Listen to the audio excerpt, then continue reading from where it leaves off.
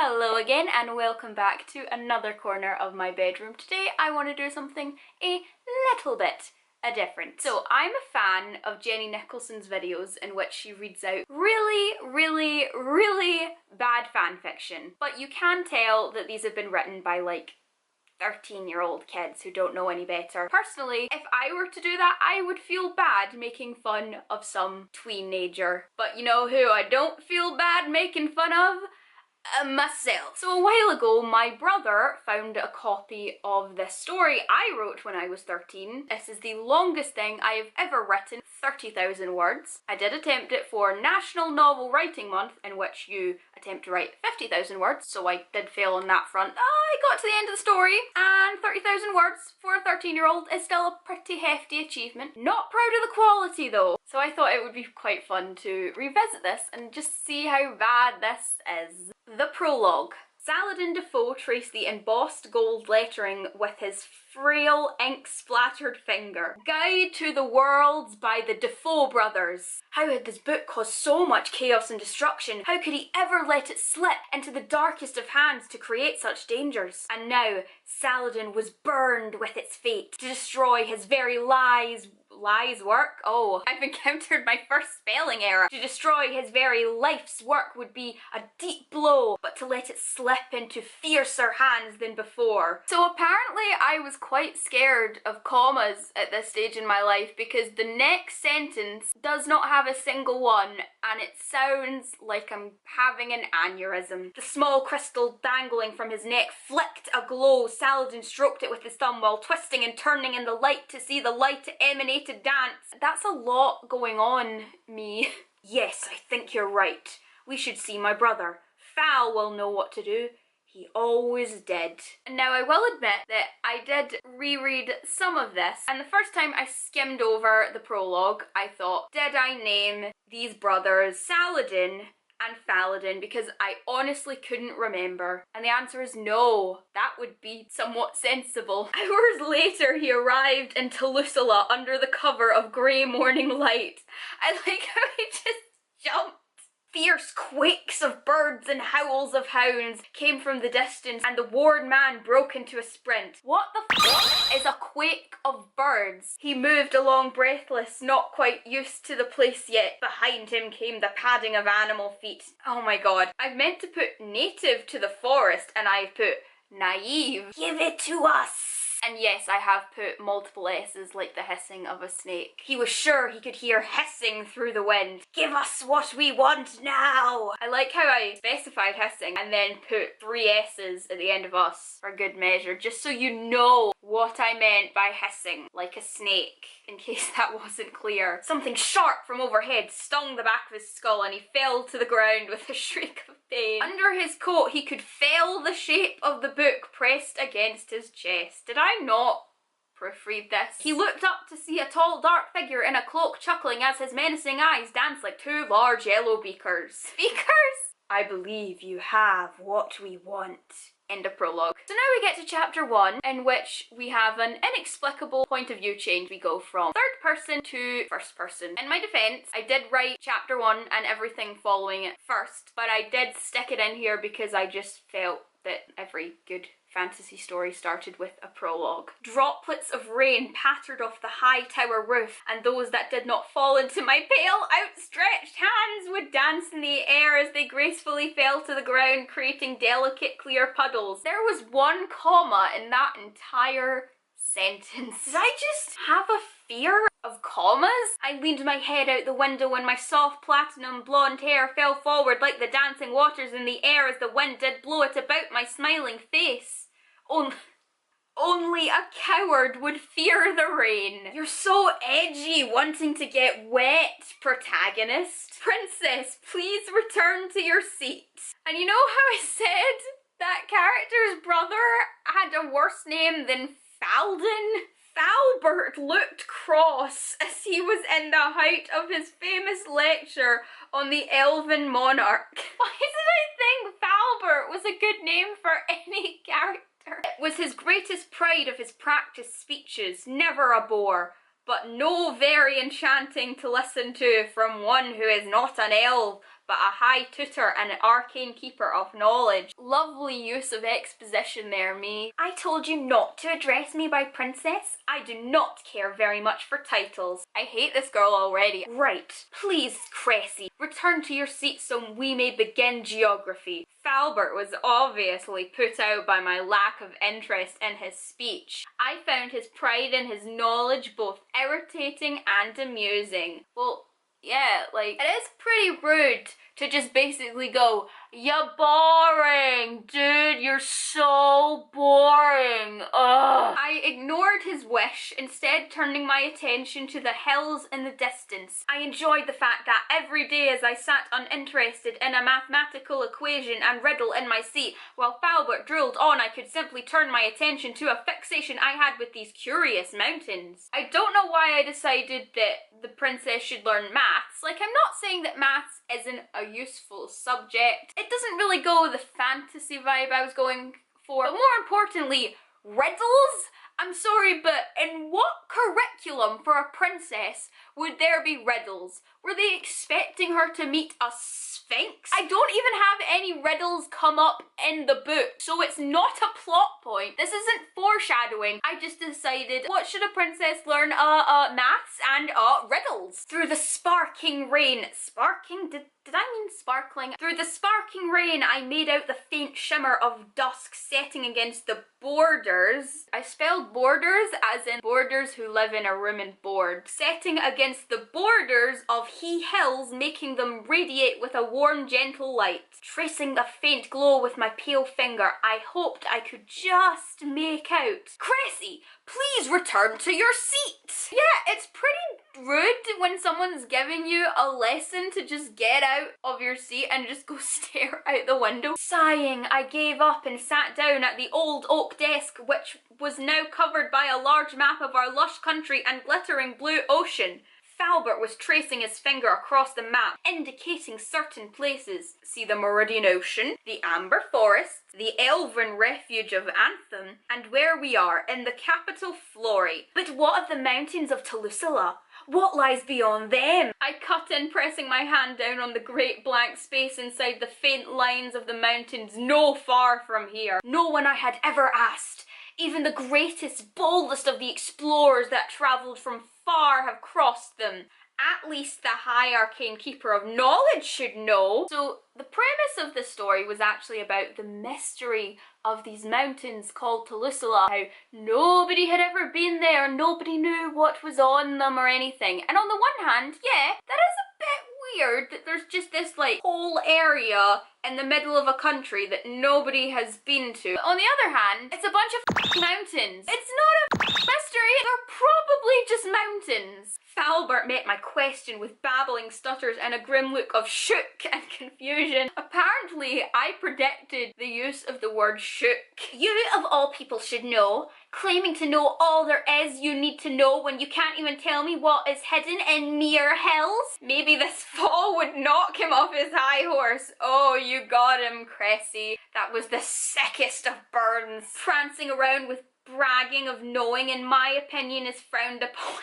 Apparently, coherent sentences, in your opinion, aren't frowned upon. But it's a ruse in Falbert's case. I know I meant ruse there. He has to hide behind his status and learning to cover his weak and timid personality. Why is she so mean to this poor guy? Princess. He knew that would annoy me. If they are mere hills, then one does not need to know what they hide. And certainly someone of your status who will never venture into them, or farther than the edge of the city for that matter. I think I was going for like a Jasmine and Aladdin vibe. I've never been outside the palace walls before. But also, if this girl never in her life goes on like an ambassadorial mission to another kingdom, she would be a pretty shitty princess. That's a pretty stupid thing for him to say. Which means, by extension, it was a pretty stupid thing of me, the writer, to say. I slammed my fist onto the table hard enough to make a rip in the map right across the palace. I don't think that's how physics work. How do you slam your hand hard enough to tear fabric under you? That doesn't seem possible. I wanted to do more.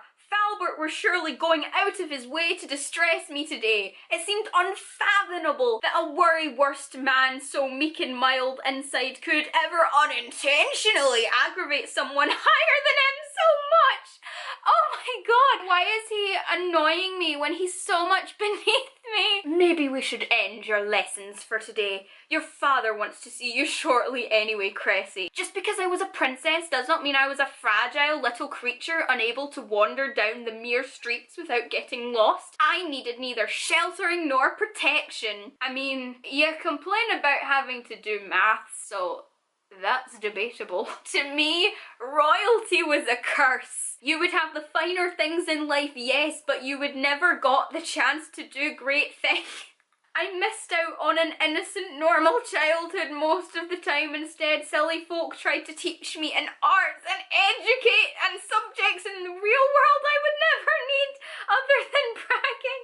I love the fact that she thinks that she won't need geography. I'm pretty sure you need to know where countries are when you're a princess. I never really got into the nitty-gritty of what life is like for the common people in this story, but I was going for like a really generic medieval fantasy vibe, so I'm assuming not great.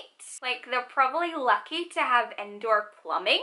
I'm pretty sure, Cressy, that you had a great childhood compared to the kids that were like dying of smallpox and dysentery. Falbert said father wanted to see me soon. I can't show up in a mood like this. Only one person could ever ease the displeasures Falbert always placed on my usually light and carefree mind and return me to ease. Avion. The rain was pattering harder through the open windows. I pulled on a cloak hanging by the door before slipping out into the rain unnoticed. I let my hood fall back and laughed as it rolled down my face. Why did you put on a cloak then if you were just gonna take the hood off? Why did people run from something so natural and great? Hypothermia? I love how I used liking the rain to show how supposedly down to earth my main character was, because she doesn't mind getting wet.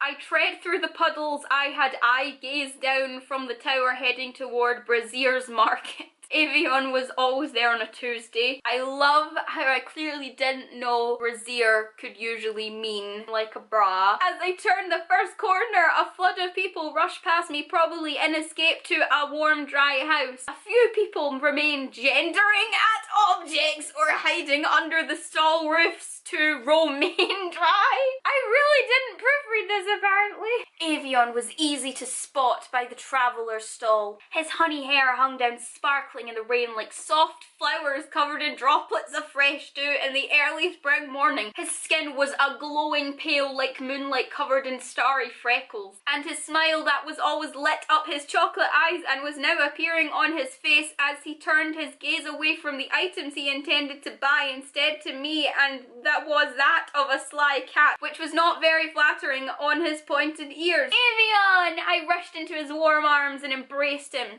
Avion was my closest and dearest friend ever since I was a wild little girl running off into the forest. That's where I met him and his clan. He was just an impish little elven boy then, but he, though, what me brave to get scrabbling around in the mud and dirt barefoot in the woods.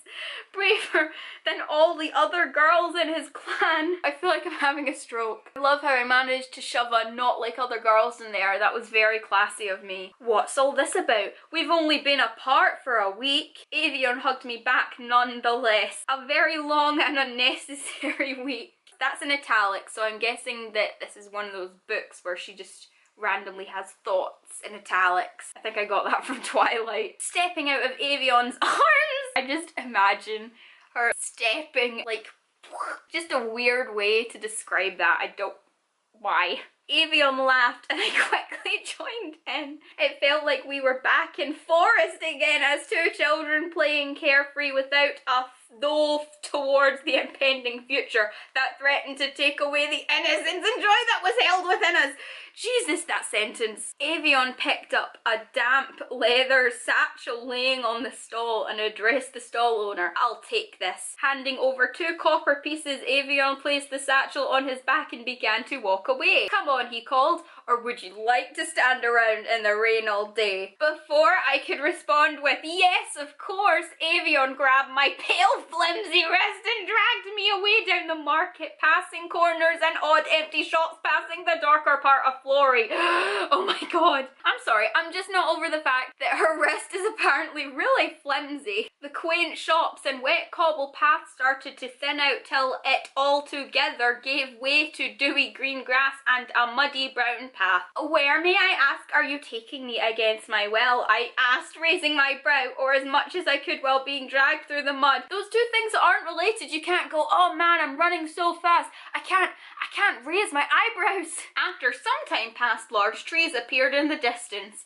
Avion was taking me to Amber Forest. What was so special about this place that he needed to drag me into it without a word? I had been through it many times before, and of course his clan lived in the centre. In italics. I had to already express confusion at why he was taking her there, but I just decided I needed a little Soon we were surrounded by mighty lush trees towering over us, shielded from the heavy downpour of rain. Avion suddenly spun around and covered my eyes, blocking my vision. I know I meant this to be romantic, but looking back, it's a little bit weird and creepy. Avion pressed me on, holding me stead and telling me when to step over something or duck a tree branch. Suddenly he uncovered my eyes and stepped back. Well, why am I here then? I crossed my arms impatiently. 1 minute she seems to be okay with him just grabbing her and taking her somewhere. Oh, Avion, you. And the next she's like, why am I here? I hate her. I absolutely hate this character. Avion cocked his golden mop head to the side. Don't you remember this place, Cressy? It's where we used to come as kids. Was that supposed to be like a dramatic, like,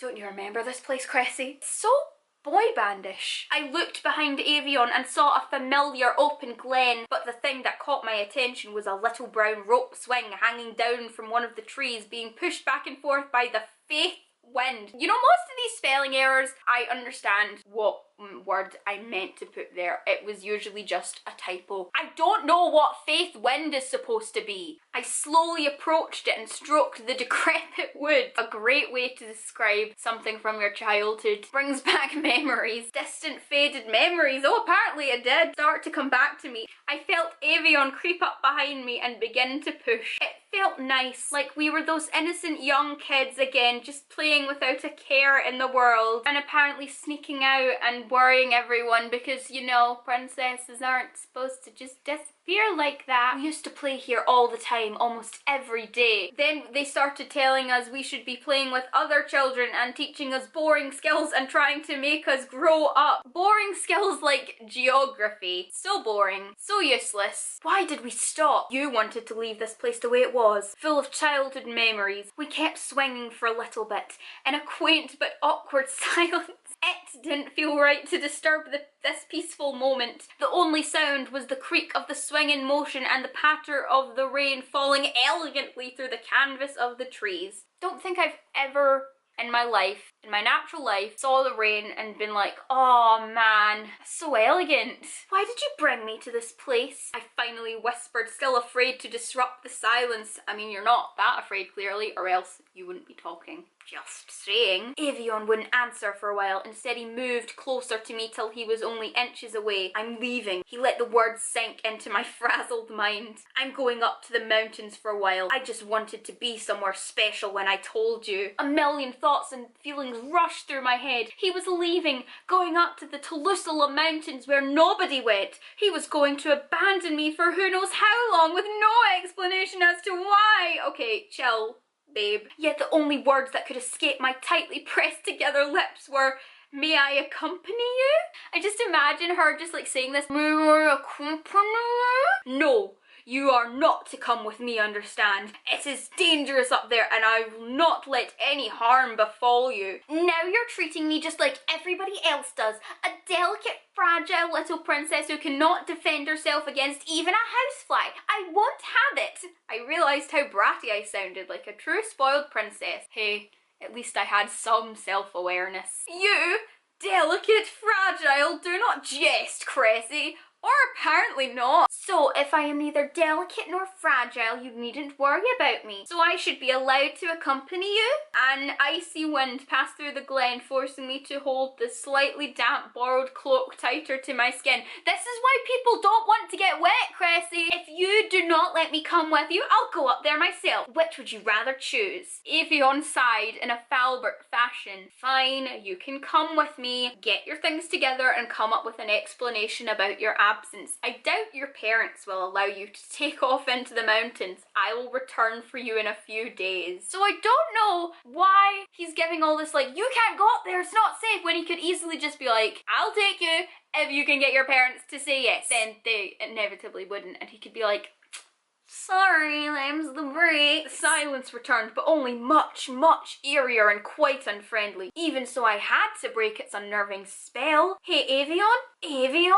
But when I turned round, I found the glen was devoid of anyone except or myself. Glen, it had been nothing but the wind pushing me. Is this guy a magician or something? I don't know how he could just like silently go away. That's the end of chapter 1. This was actually pretty fun. I know a lot of people find it quite cringy to look back at the stuff they did when they were younger. Personally, I feel enough time has passed between then and now. That was, oh my god, this was almost 10 years ago. I wrote this in 2009. It's 2019 now, so yeah, this is like almost 10 years old. And who knows, maybe in 2029 I will be reading out writing from 2019. We will have to see. Anyway, if you liked it, feel free to let me know. And also like, comment, subscribe, ring that notification bell, kill a man, steal his DVDs, I don't know. I just usually end the video.